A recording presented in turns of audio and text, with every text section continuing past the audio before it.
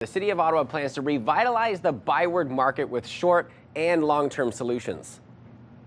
The Byward Market's a huge part of our city. It's a critical part of our future, and we need to invest in it, and we need to tackle all of the issues that we're facing with the market and also create lots of exciting new spaces.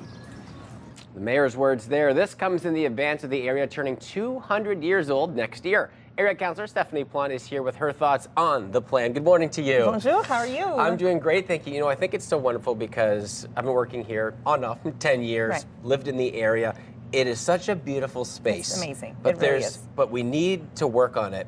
When you take a look at one of the points, it's to have an increased presence when it comes to pedestrian-only areas. What is that plan, and do you like that? Well, you know, I think we saw a lot of success with the Babargazi event that we had 2 weeks ago, and we saw a lot of success with our Canada Day pedestrianization that we did in 2024. So for me, that looks like flexibility. We acknowledge that we need deliveries. We acknowledge that there's accessibility needs. We acknowledge that, you know, some people just need to run in and park for 5 minutes and grab something at a store.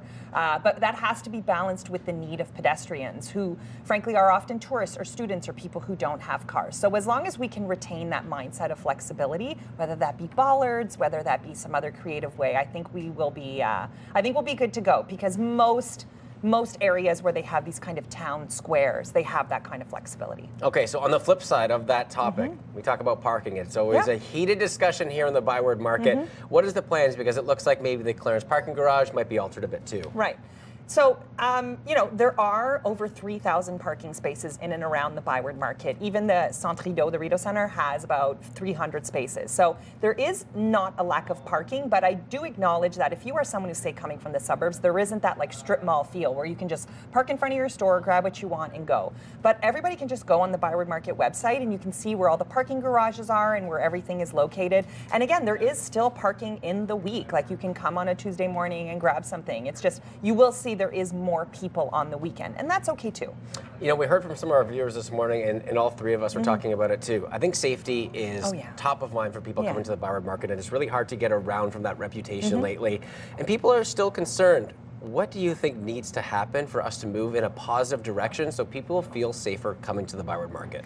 So there will be no change, no real significant difference. And I say this as someone who has lived in and around the Byward Market for close to 20 years now, until we deal with the low barrier services that are redlined into this area.